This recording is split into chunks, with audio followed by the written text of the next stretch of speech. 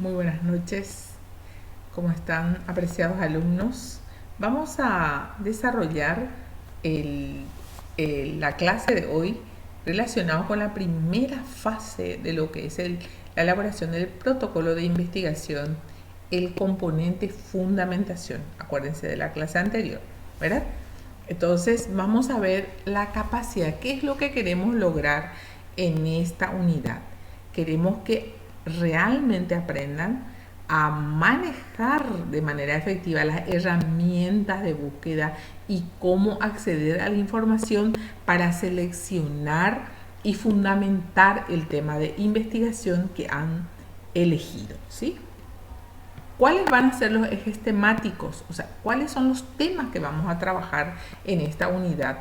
Primero, algunos criterios. Vamos a revisar otra vez los criterios de selección de los temas de investigación. Vamos a analizar un poco la importancia, por qué vale la pena revisar antecedentes de investigación. Vamos a ir mostrando, sugiriéndoles a ustedes algunas recomendaciones para realizar una revisión científica. Asimismo, van a aprender en esta clase a utilizar algunas herramientas y estrategias de búsqueda para la revisión de la literatura con una estrategia denominada PICO, ¿sí? De acuerdo a esta sigla vamos a ir nosotros cargando informaciones que van a permitirles a ustedes una búsqueda efectiva de la información que vamos a recopilar. También en esta clase vamos a hacer algunos ejercicios relacionados y vamos a volver a revisar, de acuerdo al tema que han seleccionado, los criterios que han tenido en cuenta y que deberían de ser para elaborar un título. Finalmente, después de haber realizado una búsqueda con estas herramientas de revisión, vamos a cerrar con un listado de bibliografías que en la primera versión, ¿verdad?, en un formato Vancouver, ¿sí? Un listado. Vamos a iniciar entonces esta clase analizando el por qué hay que seleccionar un tema y cuáles son los criterios. En primer lugar, entonces, vamos a tener en cuenta la relevancia. Es decir, cuando yo elijo el tema de investigación, tengo que responder estas preguntas. ¿Qué tan grande o extenso es este problema? Para eso tenemos que hacer la revisión. ¿Quién está afectado por este problema? ¿Y qué tan severo es el problema? Son las tres primeras preguntas que van a buscar para que puedan ser respondidas y a partir de ahí para ver si vale la pena investigar sobre el tema que están eligiendo. Otro aspecto que tenemos que tener en cuenta en la selección del tema es si ese estudio es importante o ya se ha investigado lo suficiente, ¿sí? Entonces, para no estar haciendo lo mismo, duplicando, ya sabemos todos los resultados, ya sabemos que esa técnica es efectiva. Entonces, para no hacer una rutina que a lo mejor no va a traer ninguna innovación. Lo puede ser ahora lo que se podría generar a partir de investigaciones ya realizadas es ver un poquitito qué dijeron los autores. Los autores generalmente, cuando desarrolla la conclusión, dejan algunas recomendaciones para futuras investigaciones. Es decir, nos piden qué podríamos hacer. Entonces, en ese caso, corresponde que nosotros sigamos ese trabajo. Otro aspecto aspecto que hay que tener en cuenta cuando vamos a elegir el tema es la urgencia de necesidad de datos. ¿Son los datos necesarios para tomar decisiones o desarrollo de intervenciones en varios niveles? Entonces, ¿cuánto tiempo me va a llevar? Eso es muy importante. El antecedente me va a dar esa respuesta. La aceptabilidad política del estudio. Si el tema va a ser aceptable por los tomadores de decisión, es decir, si va a ser aprobado o no, ¿verdad? Para eso van a estar revisando el reglamento. Si el tema ha sido de interés y apoyo de algunas autoridades locales o nacionales, eso también, de dónde, en qué lugar se realizó esa investigación. El otro aspecto que hay que tener en cuenta cuando eligen el tema es si es factible el estudio. Es decir, mirar el proyecto que se está proponiendo y si qué tal es tan complejo o no, o es sencillo. Hay que ya analizar los recursos que se va a utilizar y también quiénes tienen que participar de ese estudio. Solo yo voy a poder hacer, o necesito de un neurólogo, necesito de un médico, un traumatólogo, ¿verdad? Un psicólogo, ¿sí? El equipo y cuánto me va a costar ese trabajo. Otro aspecto importante a tener en cuenta cuando se elige el tema es si los resultados, ¿verdad?, pueden ser aplicados. O sea, si se puede volver a utilizar esas recomendaciones que yo pueda, ¿verdad?, sugerir al término de mi trabajo. El punto tan importante tiene que ver con la cuestión ética. Si el trabajo no va a dañar, ¿verdad?, a las personas involucradas en mi proyecto. Por ejemplo, también hay que tener en cuenta la confidencialidad de los datos. ¿Cómo voy a trabajar? De carácter anónimo, qué tan difícil va a ser la aceptación de las personas que puedan participar de mi proyecto. Entonces, decimos que la revisión de esa literatura nos ayuda a prevenir que se duplique un trabajo que ya se ha realizado, ayuda a encontrar lo que los otros han aprendido y reportado del problema que queremos estudiar, ayuda a afinar el señalamiento del problema, a familiarizarnos. A nosotros también nos permite saber que a veces de repente nosotros queremos elegir una investigación y solamente pensamos en un método. Sin embargo, al buscar el tema, encontramos que muchos métodos también son aplicables al problema que yo estoy queriendo desarrollar. Entonces, también los argumentos convincentes del por qué este proyecto es necesario realizar. Todo esto me permite la revisión bibliográfica. Entonces, la primera pregunta que tenemos que hacer, ¿qué es lo que voy a buscar? Yo elegí mi tema y la pregunta es, ¿qué tengo que buscar? Segundo, ¿dónde voy a buscar?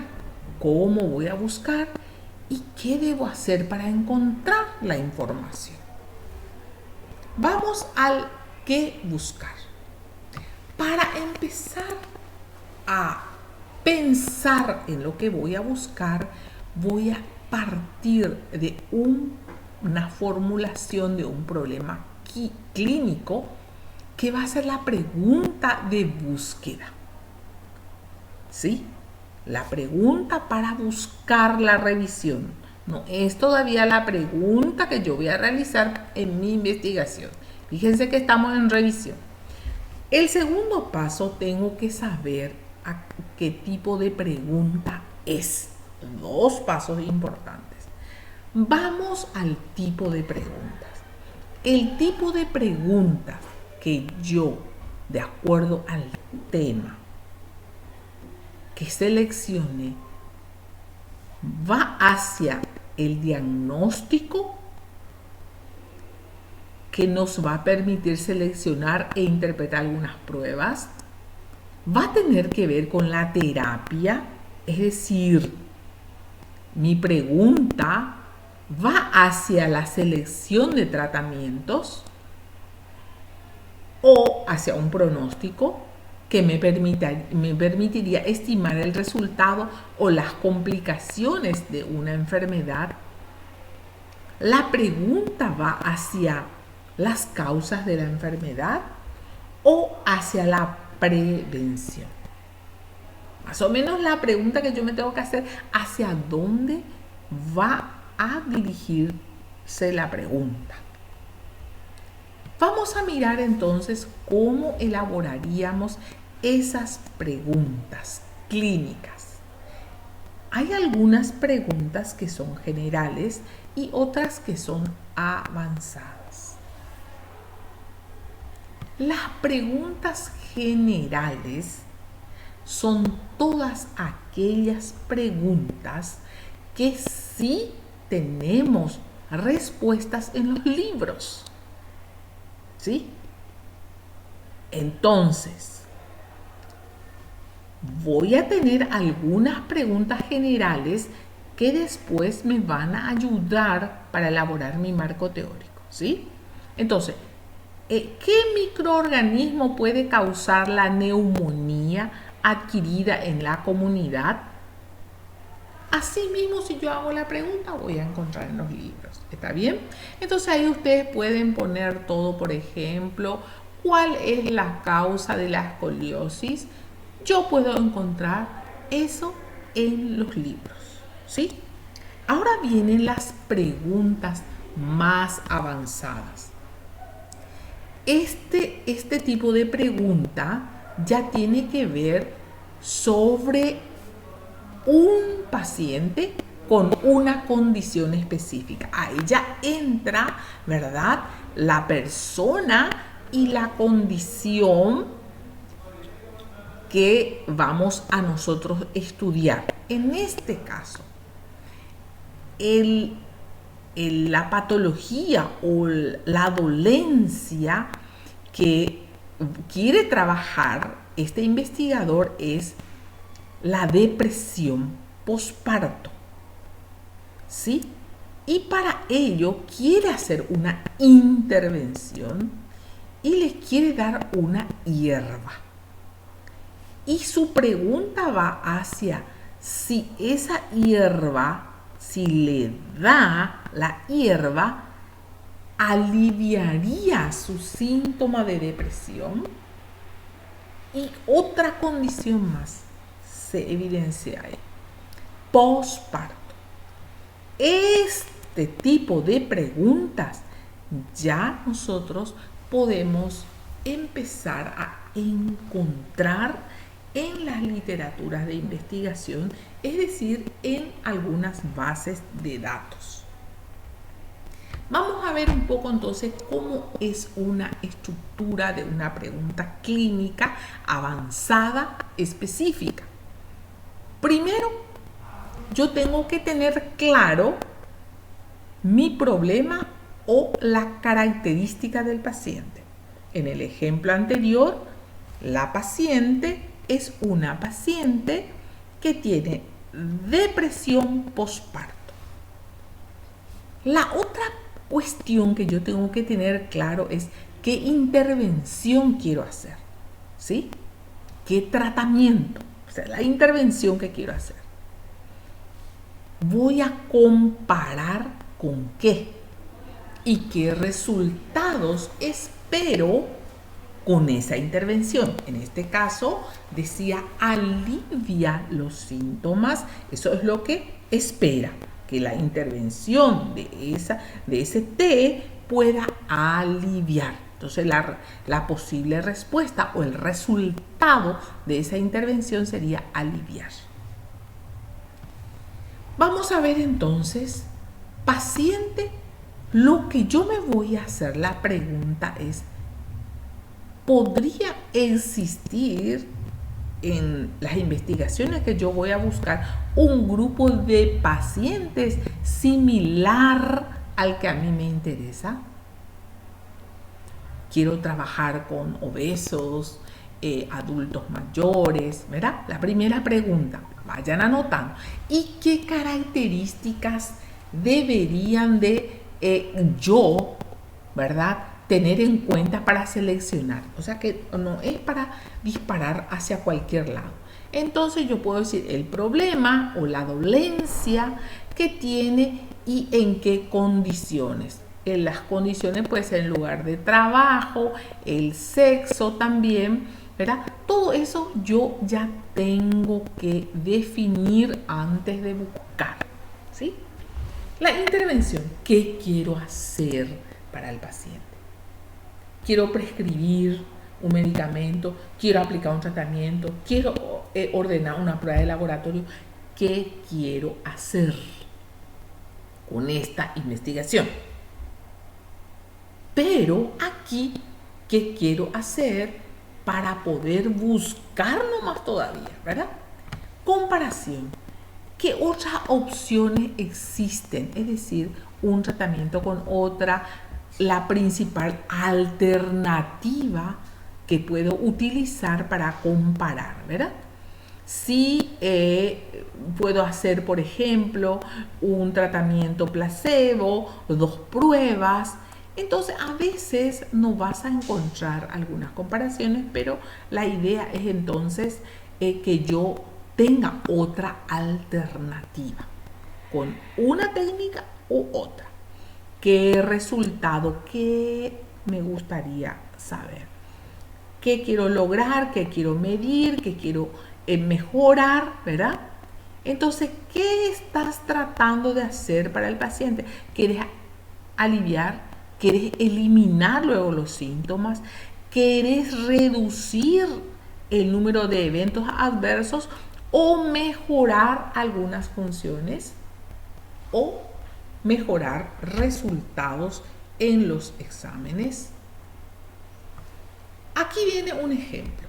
En niños con trastornos por déficit de atención, con hiperactividad, miren la característica del paciente, ¿verdad?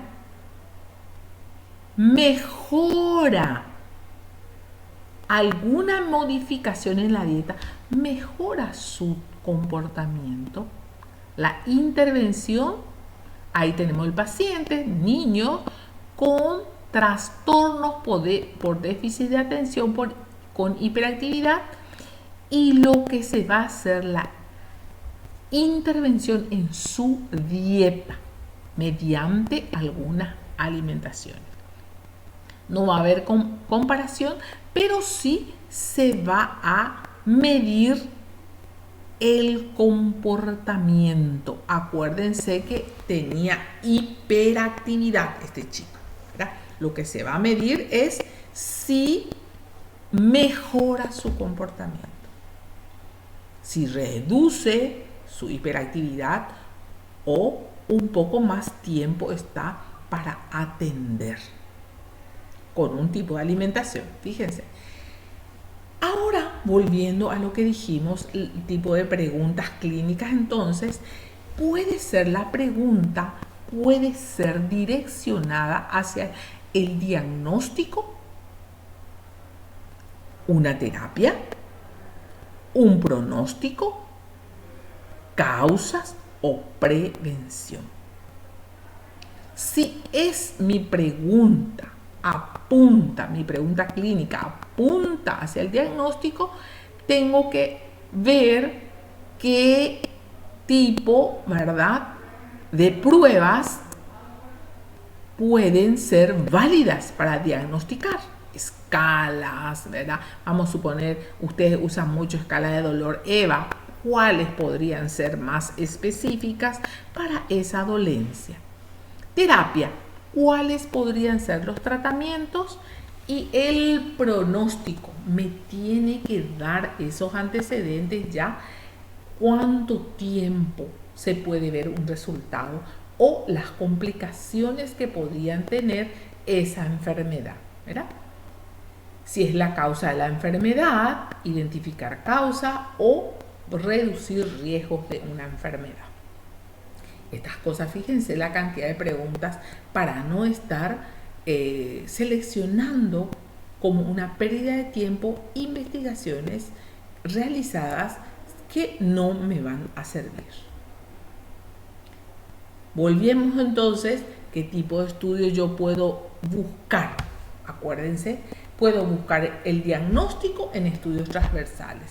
Es decir, que vamos a seguir profundizando estudios transversales a través de encuestas que se han realizado para diagnosticar, por ejemplo, a través de una guía de práctica, ¿verdad? Una revisión sistemática me va a permitir ya tener un diagnóstico. Terapia. Sí podemos ver ya algunos ensayos, algunos casos clínicos, algunas revisiones sistemáticas. También el pronóstico tiene que ser algunos estudios de mayor duración, estudios más prolongados, que serían los estudios longitudinales. Las causas, si quiero buscar, tengo que ver algunas revisiones sistemáticas, ¿verdad? Tengo que buscar, por ejemplo, algunas guías de prácticas clínicas, estudios de cohortes, que son por edades, por ejemplo, ¿verdad? O por tiempo también, ¿sí? Y también serie de casos. Podríamos ver algunos casos para algún estudio sobre prevención. Por ejemplo, vamos a tomar un ejemplo. Acuérdense la pregunta clínica, ¿verdad? Dice la pregunta, las personas en contacto con pacientes en tratamiento de tuberculosis con adecuada adherencia al tratamiento tendrán mayor incidencia o mayor riesgo de contagio de tuberculosis. Las personas que se contactan con pacientes, ¿verdad?, que están en tratamiento con tuberculosis, pero que tienen una adecuada adherencia, ¿será que tendrán mayor riesgo de contagiarse? Y estas van a ser las preguntas. Lo primero que yo voy a decir, de acuerdo a esta pregunta, ¿a qué área corresponde? A un pronóstico. ¿Cómo es el paciente, la característica del paciente? O mi problema de estudio, en este caso, personas no enfermas de tuberculosis que se contactan con enfermos en tratamiento. ¿Qué se va a hacer?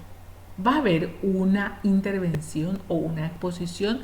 En este caso se trata de una exposición. Las personas se exponen, es decir, las personas no enfermas de tuberculosis se exponen, ¿verdad?, porque van a estar en contacto con pacientes enfermos.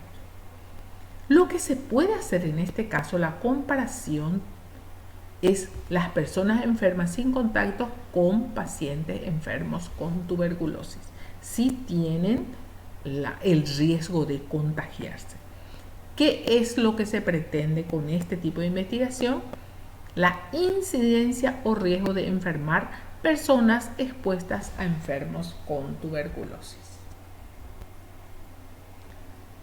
El otro aspecto que nosotros vamos a también recordar otra vez, acuérdense que estas son preguntas de búsqueda y en la medida que yo voy afinando mi pregunta de búsqueda, también puedo ir afinando mi título, ¿verdad? Que tiene que ser corto, que tiene que ser conciso, que se tendría que ver ya el objetivo, ¿verdad? O sea, la intervención, el pronóstico, ¿verdad? Las causas, y también que quede muy claro el lugar donde se va a realizar la investigación y cuáles son las características de las personas. Aquí estarían, para que ustedes sepan nada más, elegir de dónde sacar la información. Las evidencias o los antecedentes de mayor calidad, fíjense, están ahí en el metaanálisis y las revisiones sistemáticas. Los otros tienen mucha probabilidad de sesgo, es decir, de errores, ¿sí? Eso también. Esto era qué buscar. ¿Dónde buscar? Bueno, tenemos 3 fuentes que vamos a señalar en este encuentro. El primero, que son las fuentes primarias, vamos a analizar las secundarias y las terciarias, ¿sí? Vamos a ver un poco una de las características de las fuentes primarias serían esos artículos científicos, las tesis, los trabajos de conferencias, publicaciones de sitios oficiales, por ejemplo, el Ministerio de Salud, de la OMS, la OPS. A veces nada más la desventaja es que el texto completo a veces no es fácil contar con ese texto y que deberían de ser evaluados críticamente. Ahí tenemos la lista de las fuentes primarias, los ensayos, los estudios de casos y controles, estudios de cohortes, notificación de casos, series de casos, estudios transversales de correlación, entre otros, serían los artículos relacionados con el tema que yo podría consultar. Las secundarias son a veces algunas que se usan, que son sistemas que tenemos listado de fuentes. No precisamente entro al artículo, sino miro un poco todos los resúmenes, ¿verdad? Algunos resúmenes de trabajos, ¿verdad? Que me sirve también para responder. Acuérdense que hay algunas respuestas que se pueden obtener para el marco teórico, por ejemplo, ¿verdad? Ahí tendríamos que saber entrar en estas bases de datos, LILACS, por ejemplo, la biblioteca PubMed, Medline, ¿sí? Las fuentes secundarias, acá tenemos algunas, ¿verdad? Entre ellas también tenemos Google, ¿verdad? El Google académico que nosotros podemos utilizar también. Acá tenemos las terciarias que estarían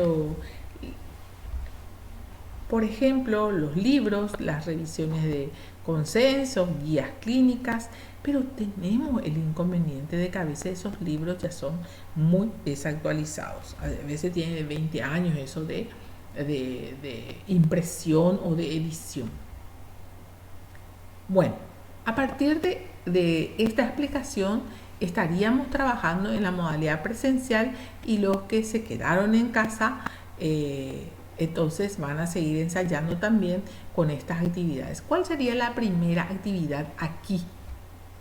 Si vamos a encontrarnos, espero que vengan todos, vamos a hacer una revisión de las mejores evidencias, mínimo 5 fuentes, ¿verdad? De 5 años de antigüedad, podemos ponerle 5 de fuentes secundarias y 2 de fuentes terciarias. Una vez que nosotros buscamos esa revisión, vamos a elaborar una bibliografía, eso podemos trabajar aquí, ¿verdad? Ahí tenemos un ejemplo.